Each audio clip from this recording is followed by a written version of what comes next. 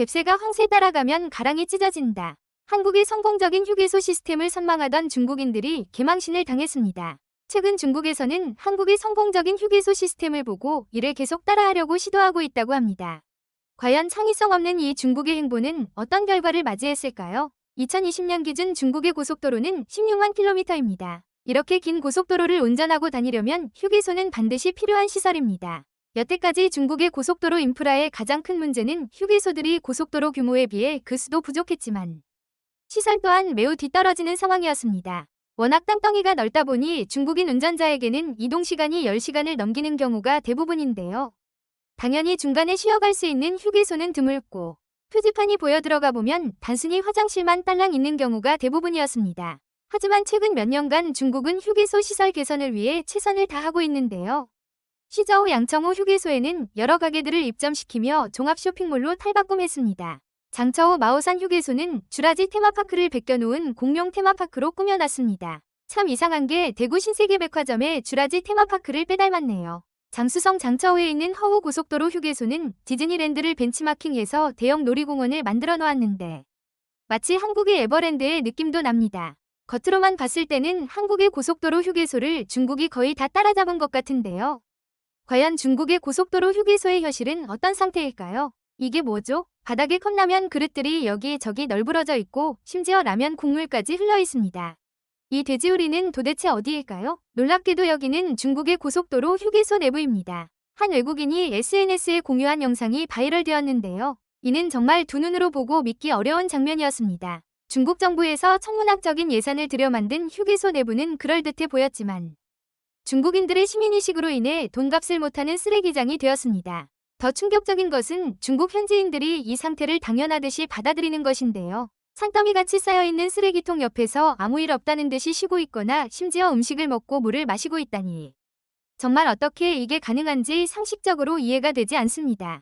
외국인은 영상에서 떨리는 목소리로 여기는 쓰레기장이 따로 없네요. 라며 믿지 못하겠다는 말투였는데요. 네티즌들도 쓰레기장인 휴게소 실내를 보며 중국이 아무리 멋진 휴게소를 지어도 시민의식과 도덕성이 이를 완전히 망쳐버렸다라며 개탄을 자아냈습니다. 이러한 후진 시민의식의 중국인들의 행동은 휴게소에서 끝나지 않았는데요. 또 다른 외국인이 중국의 고속버스 충격적인 내부를 고발했습니다. 아니 버스에다 이렇게 쓰레기를 버린다고요? 저 죄책감 없는 손짓이 보이시나요? 먹다 남은 음식 쓰레기를 버스 바닥에 버리고 이미 쌓이고 쌓인 쓰레기가 널브러져 있는 것을 보니 구역질이 나서 더 이상 보질 못하겠습니다. 하지만 이런 중국인들의 개념 없는 행동은 고속도로 휴게소, 버스에서만 나타나는 일이 아니었습니다. 이 심각한 상처가 보이시나요? 도대체 이 상처는 어떻게 난 걸까요? 바로 고층 아파트에서 어떤 중국 주민이 쓰레기를 창밖으로 던졌는데 이에 맞아 생긴 심각한 상처입니다. 아니, 어떻게 이런 말도 안 되는 짓을 할 수가 있는 것이죠?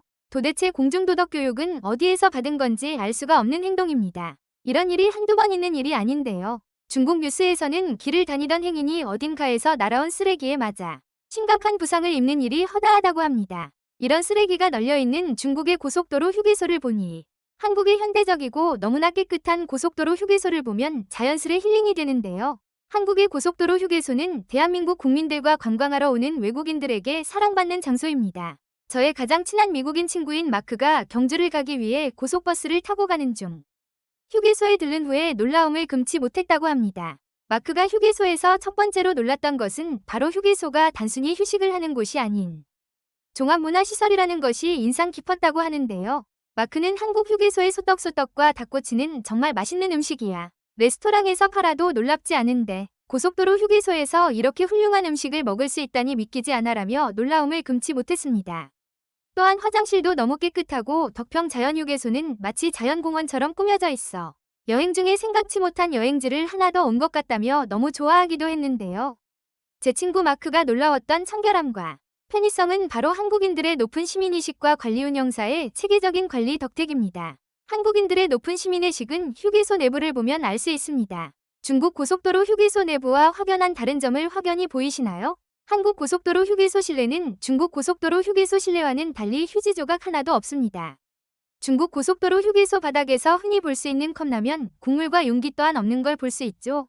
이런 선진 시민의식은 바로 대한민국이기 때문에 가능한 것입니다. 한국인들은 전통적으로 우리라는 공동체 개념을 중시해왔습니다. 유교적 가치관에 기반을 둔 한국 사회는 타인과의 조화를 중요하게 여겼으며 이는 공공장소에서의 행동에도 깊은 영향을 미쳤습니다. 예를 들어 휴게소와 같은 공공장소에서는 개인의 행동이 다른 사람들에게 불편을 끼치지 않도록 배려하는 것이 중요합니다. 이 배려심은 쓰레기를 함부로 버리지 않거나 정리정돈을 철저히 하는 등의 일상적인 행동으로 나타납니다. 한국의 고속도로 휴게소가 청결하게 유지되는 이유는 시민 개개인의 노력뿐만 아니라 사회 전반에 걸친 규범과 교육의 결과라고도 할 수 있습니다. 어릴 때부터 가정과 학교에서 배운 예절 교육, 그리고 공공장소에서 지켜야 할 기본 규칙들이 자연스럽게 몸에 배어있기 때문에 성인이 되어서도 이러한 규범을 지키는 것이 당연시됩니다. 이러한 규범을 지키지 않을 경우 사회적 비난을 받을 수 있다는 인식도 한국 사회에서는 중요한 역할을 하는데요. 반면 중국에서는 빠른 경제성장과 도시화로 인해 인구 밀도가 높고 상대적으로 공공장소에서의 규범과 질서를 유지하는 데 교육이 부족합니다. 중국 정부에서는 공공장소에서의 시민의식을 높이기 위한 다양한 노력을 기울이고 있지만 아직 한국과는 달리 시민의식 중요성에 대한 인식이 없습니다. 결국 한국의 휴게소에서 볼 수 있는 청결한 환경은 단순히 시설 관리의 결과가 아니라 시민들이 공공장소에서 서로를 배려하고 공동체 의식을 실천하는 일상적인 모습입니다. 이러한 행동들은 한국인들의 높은 시민의식과 공공장소에서의 예절을 잘 반영하고 있으며 이는 오랜 역사와 전통 속에서 형성된 공동체 의식과 교육의 결실이라고 할 수 있습니다. 중국의 시민의식 부족도 문제가 있지만 가장 큰 문제는 바로 양심을 팔아 넘긴 모방입니다. 닝보시의 짝대월드를 아시나요? 얼마 전 129만 명의 구독자를 가진 회사원 A 채널과 엠빅뉴스에서 본 충격적인 영상인데요. 중국 닝보시에는 롯데월드를 거의 100% 베껴서 만든 테마파크를 한국 네티즌들과 언론은 짝대월드라는 별명을 붙인 테마파크입니다. 원래 테마파크의 이름은 로먼유 파크인데요. 이 테마파크는 잠실에 위치한 대한민국의 롯데월드를 그대로 베껴 몇 년 전부터 논란이 되고 있는 테마파크입니다. 중국 위류기업 로먼그룹이 약 1조 2천억의 예산을 쏟아 만든 테마파크로 로먼유 파크라는 이름을 가졌는데요. 지식재산권은 무서웠는지 롯데월드의 캐릭터인 로티와 로리를 판다로 교체하고 모든 것을 그대로 베껴놓은 모습입니다. 돔 형태의 투명한 지붕, 내부 배치도 유사하고 롯데월드 매직 아일랜드처럼 모노레일을 타고 나오면 잠시를 그대로 베껴놓은 도시 풍경과 자이로 스윙, 삼바 퍼레이드, 유로 익스프레스, 프렌치 레볼루션 등 모든 것을 그대로 양심을 팔아 넘기고 베껴놓았습니다. 문제는 이런 중국의 양심 없는 행동은 고속도로 휴게소 건설에도 이어졌는데요. 앞서 얘기한 시저우 양청호 휴게소, 장처우 마오산 휴게소, 장수성 장처우 허우 고속도로 모두 대한민국과 해외에 유명한 대구 신세계백화점의 주라지 테마파크, 디즈니랜드, 라스베가스의 쇼핑몰들을 그대로 베껴놓았습니다. 물론 벤치마킹이야 할 수 있지만 양심 없이 그대로 베끼는 중국의 행태를 보고 비판을 안 할 수가 없는데요. 중국이 한국의 고속도로 휴게소나 다양한 공공시설을 모방하는 현상은 단순한 개발이나 현대화의 과정으로 볼 수 없습니다. 이는 중국이 자국의 역사와 문화를 중심으로 동북아시아의 역사를 재편하려는 동북공정과 연결되는데요. 동북공정은 중국이 한국의 역사와 문화를 자국의 일부로 흡수하려는 시도로 단순한 역사 왜곡을 넘어 한국의 고유한 문화적 요소들을 중국의 역사에 포함시키려는 정책적 의도가 깔려 있습니다. 동북공정의 대표적인 사례로는 고구려 역사 왜곡이 있습니다. 고구려는 한국 역사에서 아주 중요한 왕조 중 하나로 한반도와 만주 지역을 중심으로 한 위대한 역사적 국가입니다. 그러나 중국은 동북공정을 통해 고구려가 한반도와 중국 동북부를 포함한 지역에서 발달했기 때문에 중국의 지방정권이었다고 주장합니다. 정말 양심이 없는 주장이지 않나요? 이는 고구려를 한국의 역사적 유산에서 배제하고 중국의 역사 속 일부로 편입시키려는 시도로 해석됩니다. 또 다른 사례로는 당군신화와 발해사에 대한 왜곡입니다. 당군신화는 한국 건국신화로 한민족의 기원을 상징하는 중요한 역사적, 문화적 이야기입니다. 그러나 중국은 이를 자신들의 소수민족 신화로 해석하며 한국의 고유한 문화적 기원을 중국 내 역사와 연결시키려는 시도를 하고 있습니다. 발해 역시 한국과 중국의 역사에서 모두 중요한 국가지만 중국은 발해를 자국의 지방정부였다고 주장하며 한국과의 역사적 연결성을 희석시키려 하고 있습니다.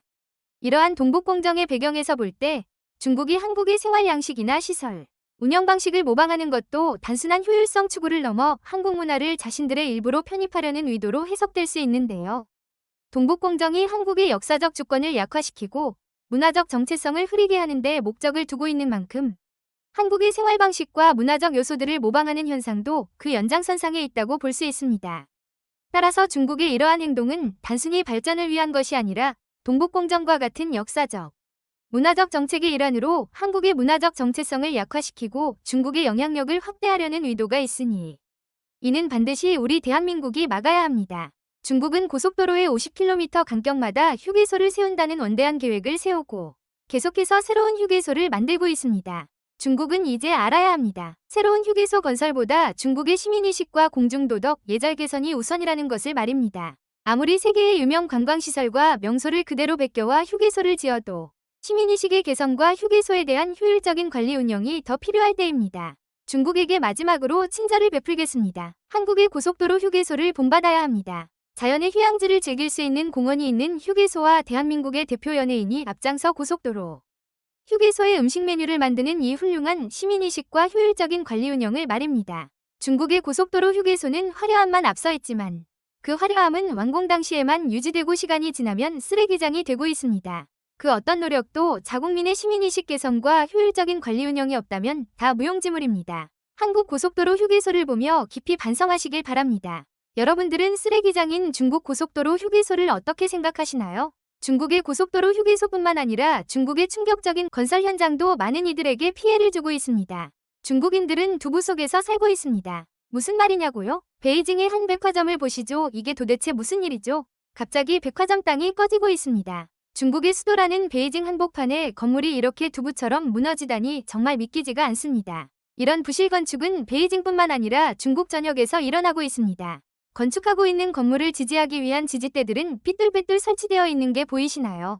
금방이라도 무너져도 놀랍지 않은 이 위험한 구조물에 중국 노동자들이 아무것도 모르고 일하고 있습니다. 결국 시간을 쏟아 열심히 지은 이 건물은 두부처럼 으스러지며 이런 위험한 중국의 부실 공사는 건물만 그런 것이 아닙니다. 이런 심각한 부실 공사 문제는 도로와 다리에서도 발생하고 있습니다. 낮은 품질의 재료로 만들어진 도로와 다리들은 10년도 버티지 못한 채 작은 비바람에도 순식간에 무너져 버립니다. 이제는 건물뿐만이 아니라 중국 시민들이 매일 사용하는 도로와 다리도 안심하고 사용하지 못하는 지경에 이르렀습니다. 평소 다니는 골목길의 상황 또한 다르지 않습니다. 튼튼해야 할 아스팔트 면은 내부에 아무것도 보강되어 있지 않아 무너져 내리고 있습니다. 사람들이 아무 걱정하지 않고 쉴 수 있어야 하는 집 또한 안심하지 못하는 상태입니다. 유유히 이웃들과 마작을 즐기고 있는 사람들도 한순간에 건물이 무너져 내리면서 참사를 겪게 되었습니다. 이처럼 중국의 부실 건축 문제는 심각한 사회적 위험으로 중국인들의 안전을 위협하고 있습니다. 2023년에는 확인될 부실 건설과 관련된 사건 사고가 2,000건이 넘는데요. 이렇게 중국의 건물들이 두부처럼 무너지는 이유가 무엇일까요? 수많은 이유들 중 하나는 바로 싸구려 벽돌입니다. 중국의 많은 건물들은 구식의 건축 방식으로 벽돌들을 많이 쓰고 있습니다. 하지만 이 벽돌들은 심각한 문제가 있습니다. 바로 이 벽돌들은 값싼 모래들이 다량으로 섞여 있어 내구성이 빵점인데요. 특별한 힘을 가하지 않아도 이렇게 쉽게 으스러지는 모습은 가해 충격적입니다. 중국인들조차도 무슨 벽돌이 두부로 만들어졌냐 강하게 비판을 했는데요. 과연 중국의 건축가들은 왜 이렇게 비정상적이고 위험한 설계를 강행하는 걸까요? 여기 중국의 한 신혼부부가 있습니다. 부부는 이미 완공된 집을 살 수 있는 편이 아니기에 한 건축사무소에 집 시공 의뢰를 하게 됩니다. 건축사에게 설계와 자재 시공 비용을 모두 송금을 마치니 공사가 시작되었는데요. 어느 정도 시간이 지나고 부부는 자신들의 집이 잘 지어지고 있는지 궁금해 방문을 하였지만 큰 충격에 빠졌습니다. 새로 지어졌기에 말끔하게 평평해야 할 벽이 이곳저곳 튀어나와 있고 심지어 벽돌이 깨져 있거나 벽에 구멍이 숭숭 뚫려 있습니다. 벽뿐만 아니라 천장 또한 금이 쩍쩍 가 있는데요. 만약 오늘 신혼부부가 방문하지 않았다면 시공업자들은 페인트를 대충 덕지덕지 발라 집을 완성했을 수도 있는 위험한 순간이었습니다. 하지만 불행은 여기서 끝나지 않았습니다. 건축업자들이 사용한 벽돌들을 설마하며 만져보니 두부처럼 쉽게 부서지고 말았습니다. 벽돌 한두 개만 그랬다면 불량이겠거니 생각할 수도 있었지만 모든 벽돌이 동일하게 으스러지니 신혼부부는 그 자리에서 주저앉고 말았습니다. 연애 시절부터 힘들게 모은 돈을 모두 쏟다 부어 내 집 마련을 원했던 부부의 희망은 산산이 부서지고 말았습니다. 내 집을 가질 수 있다는 희망은 좌절과 절망으로 바뀌고 말았습니다. 신혼부부는 잔뜩 열이 받아 부실 공사를 따지기 위해 건축가를 찾아가는데요. 하지만 건축가는 뻔뻔하게 너희가 돈을 더 내지 그랬냐? 그랬다면 좋은 자재를 썼을 것이다라며 뻔뻔한 태도를 보였습니다. 심지어 다시 보강을 하려면 추가 비용이 필요하다며 돈을 요구했는데요. 이처럼 충격적인 경험 이후로 신혼부부의 행복한 결혼 생활에도 금이 가기 시작했습니다. 단순히 돈만 날린 것이 아니라 소중한 집을 잃게 되었으니 가정의 평화 또한 깨지고 말았습니다. 결국 이 부부의 결혼 생활은 파경으로 치닫다 이혼으로 끝을 맺고 말았습니다. 어떻게 이 건축사 대표는 책임을 회피하고 건축자재를 만드는 공장 탓을 돌리며 이를 모면했을까요? 이는 건축사 대표뿐만 아니라 모든 건설회사와 관련 업계 사람들은 정부의 규제나 지원이 없다는 걸 알기 때문입니다.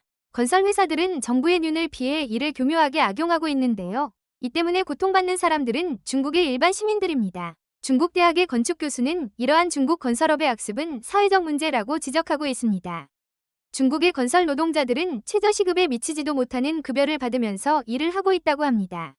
돈을 제대로 받지 못하니 업무에 대한 책임감은 전혀 없는 상태인데요. 훌륭한 시공 능력을 가진 한국 건설사와 같은 회사를 고용하지 못하니 저렴하고 비전문적인 건축사를 고용해서 벌어지는 안타까운 일입니다. 이런 현실에도 불구하고 꼭두 새벽이 되면 공사장으로 노동을 하라고 하는 청년들의 숫자는 가면 갈수록 늘어나고 있습니다. 요즘 중국의 경기는 최악이라고 중국에서 대학원 졸업했어도 절반 이상의 청년들이 직업을 아예 갖지 못하고 있다고 합니다. 취업을 하지 못한 청년들은 배달을 하러 가거나 공사장으로 돈을 벌러 간다고 하는데요. 사정은 딱 하나, 건축에 대한 노하우는 하나도 없는 상태로 일을 하기에 부실한 건물들이 계속 생겨나고 있는 실정입니다. 중국 정부에서도 이러한 상황을 인지하고 있는 상태지만 나몰라라 하고 있는 상황입니다. 현재 경기가 최악이니 건설업이 큰 타격을 맞았고 중국 정부 또한 이에 대한 도움을 주기에도 국가 재정이 빠듯한 상황이기 때문이죠. 이렇게 심각한 중국의 부실 건축 문제를 보다가 대한민국의 선진 건설사들이 지은 튼튼한 건물들을 보면 바로 힐링이 됩니다. 대한민국의 건설사들은 세계적인 건설 안전 기준을 가지고 있습니다. 이는 단순히 정부 규제 때문에 지켜지는 안전 기준이 아닌 우리 고유의 문화와 가치관에서 비롯되는데요.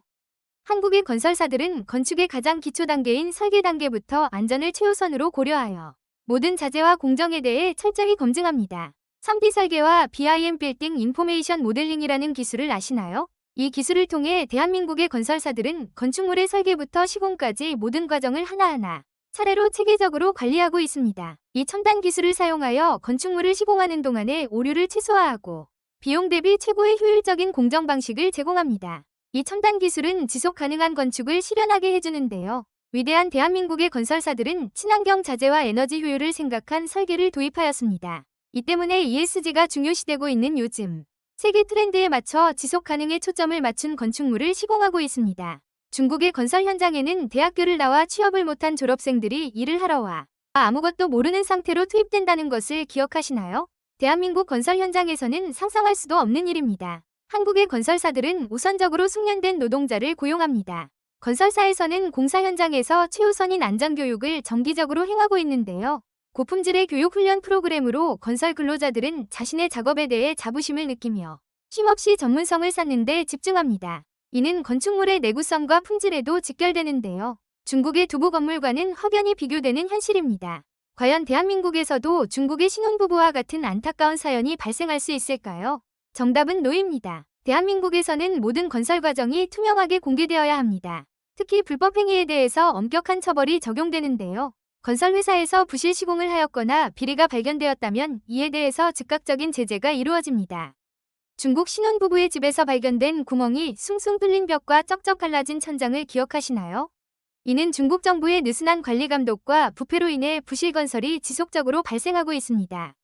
이는 단순히 경제적 차이가 아닌 시민의식과 문화 차이에서 발생되는 문제입니다. 대한민국의 꼼꼼하고 모범적인 건설 문화는 장기적으로도 경제적 문화적 이점을 만들어냅니다. 훌륭한 자재와 엄격한 관리로 불필요한 보수 비용을 최소화하기에 입주민과 사용들 만족도가 하늘을 찌르는데요. 대표적인 예로 대한민국의 한옥을 보시기 바랍니다. 100년이 지나도 문화 고유의 아름다움을 지니고 지금도 사람들이 주거하고 있는 튼튼한 내구성과 설계는 그 어디서도 찾아볼 수 없는 세계적인 건축물입니다. 반면 중국은 어떨까요? 날마다 일어나는 보수 비용이 계속 발생하고 관리도 제대로 이루어지지 않아 건물들이 더 빠르게 폐허가 되어가고 있습니다. 이처럼 훌륭한 한국의 건설 회사들은 해외 대규모 건설 프로젝트에서도 활약하고 있습니다. 싱가포르, 두바이, 카타르, 터키 등 세계 구석구석 대한민국 건설 회사가 건축한 건물과 시설들이 그 나라의 랜드마크가 되어 있습니다.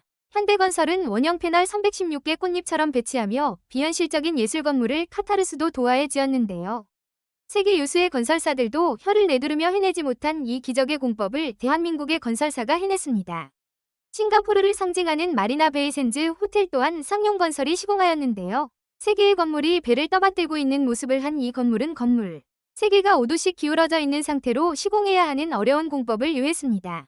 대한민국의 건설사가 최고의 건축 기술로 손쉽게 해냈습니다. 이처럼 세계에서 대활약을 펼치고 있는 대한민국 건설사와는 달리 중국의 부실 건축 사례들은 해외 언론에서도 문제가 되며 망신을 당하고 있습니다. 이 때문에 워낙 좋지 않은 중국의 이미지가 더욱 악화되고 있는데요.